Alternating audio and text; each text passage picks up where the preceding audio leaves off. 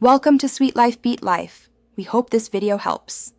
In this video, I will show how to make a scroll page in Adobe XD.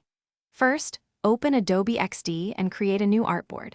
You'll want to make this artboard taller than the default, perhaps 2 or 3 times its initial height, to allow for plenty of scrollable content. This extra vertical space is crucial for simulating a long page. Remember, the goal is to have content that extends beyond the initial screen, making scrolling necessary for users to view everything. Now, let's add your content. Drag and drop all your text, images, and other design elements onto the artboard. Arrange them vertically, making sure they extend well past the bottom edge of the initial viewport. Think about how a user will scroll through this information.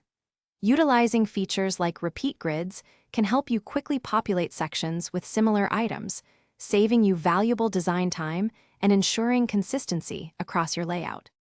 With your content in place, it's time to enable the scrolling functionality. Select your artboard. In the Properties Inspector on the right, you'll find a section labeled Scrolling.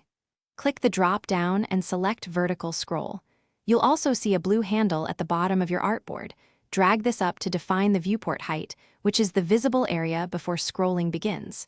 This sets the initial screen size for your prototype. Finally, let's test your scroll page.